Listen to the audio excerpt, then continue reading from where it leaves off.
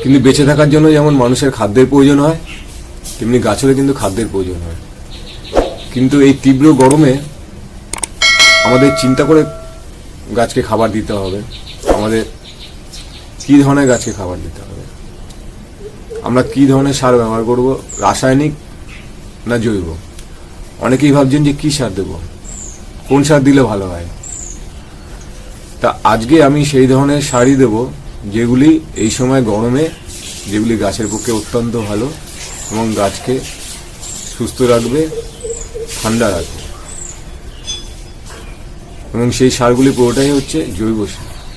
শতাব্দী ধরে প্রাকৃতিক সার হিসাবে ব্যবহৃত হয়ে আসছে গোবর। গোবর মাটির গঠন ও জল ধারণ ক্ষমতাকে উন্নত করে, যা মাটির স্বাস্থ্যের জন্য উপযোগী। ঘুটে দিয়ে কিভাবে লিকুইড গোবর সার তৈরি করবেন। 1 কেজি ঘুটে নেবেন, নিয়ে এরকম একটি পাত্রে 5-6 লিটার জলের মধ্যে ভিজিয়ে রাখুন। ঘুঁটেগুলিকে টুকরো টুকরো করে ভেঙে এই জলের মধ্যে আপনারা ভিজিয়ে রেখে দিন।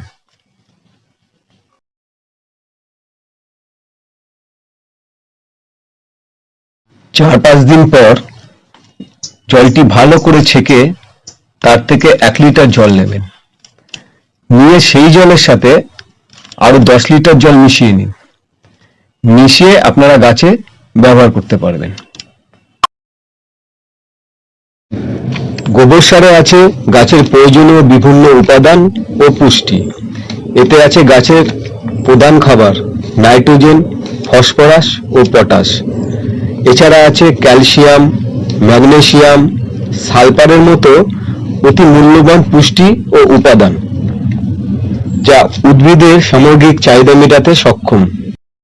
ভার্মিকম্পোস্ট মাটির গুণমান ও গঠন উন্নত করতে সাহায্য করে, মাটির বায়ু চলাচল এবং জল ধারণ ক্ষমতাকে বৃদ্ধি করে, মাটির ক্ষয় রোধ করে। ভার্মিকম্পোস্ট অত্যাবশ্যক পুষ্টি সরবরাহ করে গাছের বৃদ্ধিতে সাহায্য করে। তরল ভার্মিকম্পোস্ট সার আপনারা কিভাবে তৈরি করবেন। প্রথমে একটি পাত্রে 5 লিটার জল নিন, তার মধ্যে 1 কেজি ভার্মিকম্পোস্ট মিশিয়ে দিন। 4-5 দিন পর জল ভালো করে ছেঁকে গাছের গোড়ায় আপনারা ব্যবহার করুন। ভার্মিকম্পোস্টে 1.57% nitrogen, 1.26% phosphorus, 2.60% potash, 0.74% sulphur, 0.66% magnesium, 0.6% boron এবং 18% কার্বন ও সামান্য পরিমাণে হরমোন থাকে। কলাতে রয়েছে প্রচুর পরিমাণে পটাশিয়াম, ম্যাগনেসিয়াম, ফসফরাস এবং ক্যালসিয়াম। গাছে ফুল ও ফল আনতে কলার খোসার তরল সার বিশেষ ভূমিকা পালন করে। কিভাবে তৈরি করবেন কলার খোসার তরল সার।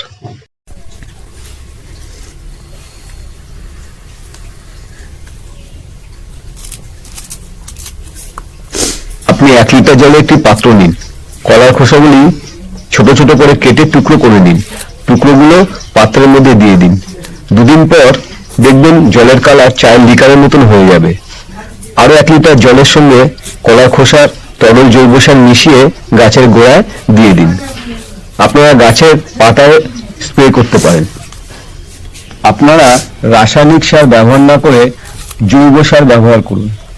কলার খোসায় যেহেতু প্রচুর পরিমাণে পটাশিয়াম থাকে, তাই পটাশিয়াম অভাবজনিত কারণে গাছের যে সমস্ত সমস্যা দেখা দেয়, গাছের আকার ছোট হয়ে যাওয়া, গাছের বৃদ্ধি না হওয়া, গাছের পাতা হলুদ হয়ে ঝরে পড়া, সঠিক সময়ে ফুল না আসা, আসলেও ফুল ঝরে যাওয়া, ফলের আকার বৃদ্ধি না হওয়া, ফল ঝরে যাওয়া, এই সমস্ত সমস্যা দূর করতে কলার খোসা তরল সার অত্যন্ত গুরুত্বপূর্ণ ভূমিকা।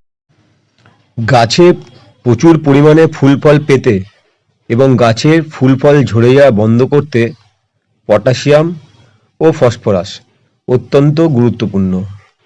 পটাশিয়াম ও ফসফরাসের অভাবে গাছ ছোট হয়ে যাওয়া, গাছের বৃদ্ধি না হওয়া, গাছের পাতা হলুদ হয়ে ঝরে পড়া, এইসব সমস্যা দূর করতে পেঁয়াজের খোসা অত্যন্ত গুরুত্বপূর্ণ। কারণ পেঁয়াজের খোসায় পটাশিয়াম ও ফসফরাস, এই দুটি উপাদান প্রচুর পরিমাণে পাওয়া যায়।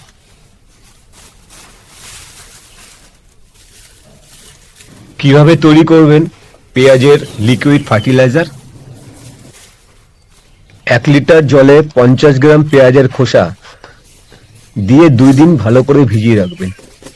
শীতকালের ক্ষেত্রে 3 দিন এবং গরমকালের ক্ষেত্রে 2 দিন পেঁয়াজের খোসাগুলি ভিজিয়ে রাখতে হবে।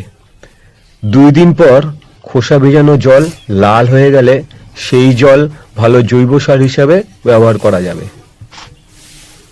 তবে অতিরিক্ত গরমে এই জল সরাসরি গাছের গোড়ায় দেয়া যাবে না। এই জলের সঙ্গে সাধারণ জল মিশিয়ে গাছের গোড়ায় প্রয়োগ করতে হবে। পেঁয়াজের খোসায় পটাশিয়াম ও ফসফরাস এই দুই উপাদান বর্তমান থাকে।